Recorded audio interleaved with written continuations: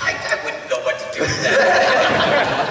Okay, so now that's the one time you stumped D. I know. He didn't do anything else. He's actually like, I was so glad on first party last night, man. I understand. Well, that's what they wanted to sound like, that was Bjork. Okay. And I couldn't do it. Yeah. So, yeah. Matt could have done it. So now, Tom, you had actually been doing Yoda for years already. Yeah, I as Frank Oz got more and more successful as a director, he got less and less available to do stuff. And once you've been nominated for an Academy Award or two, it's kind of tough to go back and be a voiceover guy for some other director, I think. So. Yeah, but you're the voice of the Oscars, so you kind of trump all of that. Yeah, that's a weird adjunct. But because I'm a kid from Kansas, and suddenly I'm sitting there staring at all these people that you usually see on the screen. So even I get a little starstruck. But yeah, I'd started doing Yoda in little bits and pieces starting 15 years ago or more, and then Frank, finally just drew a line and said, "I'm retired," when it comes to that, and George just said, "Yeah, keep using Tom." So I didn't actually have to audition for Yoda; I just kind of kept on doing it. Yeah. But the opening narrator and the announcement and Yularen, I had to go in and read for that, and the narrator though was weird because when I first read it, I'm like, this isn't right for this kind of thing. It just struck me as very odd. But once I heard it again, George, oddly enough, you guys may disagree, a few of you, but he kind of knows what he's doing. And, sure enough, for a TV show, the narrator is perfect. Yeah. It gives, a little synopsis, kids can understand it. And you couldn't do that scroll, it would take People where's the scroll? Like, well, if you think of the opening narrator, you'd be sitting there waiting, for the next commercial break. And it's like, no, you can't do that. What's going on? Did I miss anything? No, it's a scroll still, man. Yeah. How long has it been? 15 minutes. Ahsoka went somewhere, I don't know, I lost track. Now, Dee, how about you? I mean, the clones, what happened? You walk in and did you know you were reading for it? No. In fact, at the time, I would be brought in for something that goes. That was the kind of stuff that I was known for and brought in for. So to be brought in for something that's just this straight ahead, as a soldier, I would never think of myself for the role. Actually, I probably would have told my agent to pass because I don't get cast for that kind of stuff. But Dave and Andrea Romano, who was helping Dave Filoni cast the show, they knew my work from Avatar, the Nickelodeon series, which is still going and which is still fantastic. I'm being massaged. Yes, there is a massage every time we ask you a question. It's to keep you relaxed, focused. Gently touched from behind. Is the first she gone? Did it disappear? Behind the couch? That's the way we roll on the Clone Wars, guys. Oh, cool. What was I talking about? Season 5.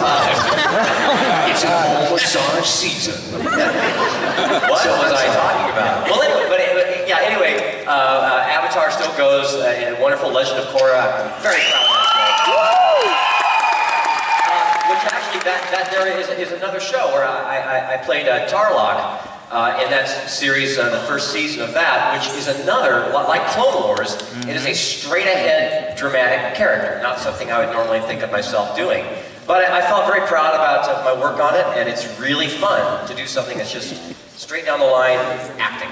That's what those are. That's the one thing I really want to say, because we have a mix here, pretty much split, of voice actors and on-camera actors that have become voice actors, and we all learn from each other and become better at our craft because of it. I remember walking in the first time and doing a session with you guys, and I was doing Plo Koon, I think primarily, it was in one of the first episodes, and I went, oh man, I get it, this guy's good. I mean, it was like really, and then working with you, I think I had worked with you a little already actually, and I was just like, this makes me so comfortable. I mean, they're always kind of saying, oh, we get to work with these guys, but would you guys say, Tom and Dee, that it's very cool? I mean, one of the things that, anytime, workaday voiceover people come into a new show and they've incorporated on-camera people, or you find out they're going to be on-camera people, there's often a bit of nervousness because if they're hired just because they're celebrities, sometimes that's the only reason they're hired. and they're not that great. In this case, it was like that was not an issue. They were terrific voiceover people in addition to being on camera people. So we were, you know, again, the people seem to know what they're doing. They know what they're doing. It's weird. Well, I do a lot of on-camera stuff. Recently, well, not recently, a few years ago, I did a movie called Sorority Row, which had Carrie Fisher in it. And so I was really excited. I think maybe the show had just premiered, or maybe we weren't on yet, I don't remember. But I went up to her and I was like, hey, you know, so I'm your dad, and blah, blah, blah. I was so excited, and like, she just kind of looked at me like, who are you? Signal for somebody to grab me and take me away. But granted, it was like 5 a.m. and, you know, nobody had had coffee yet. I'm your dad! I get a feeling that that's probably not the first time someone came up, who's your daddy? So that was kind of cool, and Star Wars related. I do some other voiceover stuff too. Spider-Man, Ultimate Spider-Man, right? Spider-Man. Yeah. You know, I did Spider-Man actually. Yeah, I loved that show. I did a Harry Osborn. So who are you playing? Harry Osborn.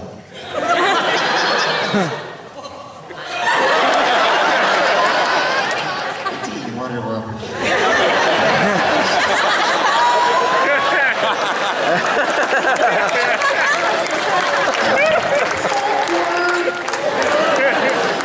What's it like to be Harry Osborn? What's that like?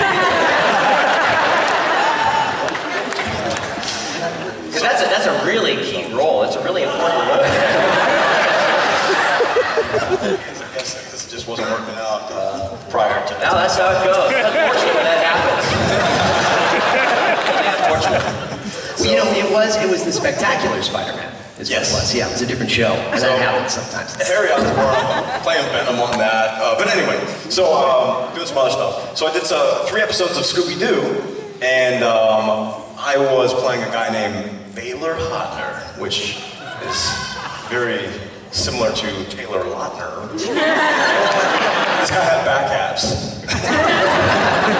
Anyway, so I was the villainized version of Taylor Lautner was the Crybaby Clown, which was played by Mark Hamill.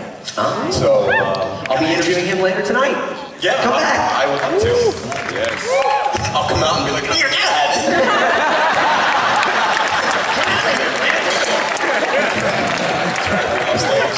Who's this guy? Not sure. So did you say anything to him then? I mean, you had met Mark. Well, yeah, I know Mark now through all this stuff and convention. He's a great guy.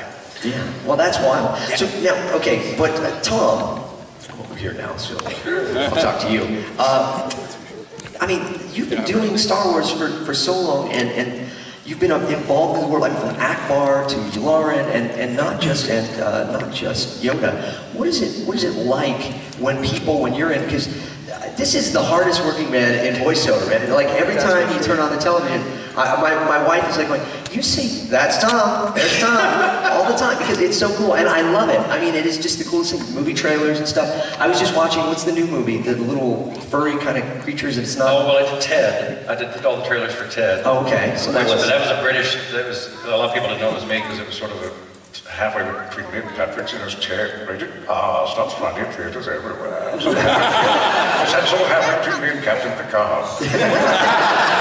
There's a crusher in my ready room. Get ready.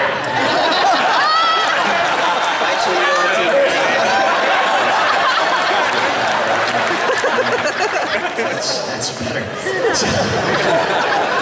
But, and the scrubbing bubbles? Scrubbing, yeah, that's been going on for 4 years. They're shifting, unfortunately, as it happens in advertising. So you may not be hearing many scrubbing bubbles with me on it soon. But I'm sure Matt would love to take a crack. Yeah.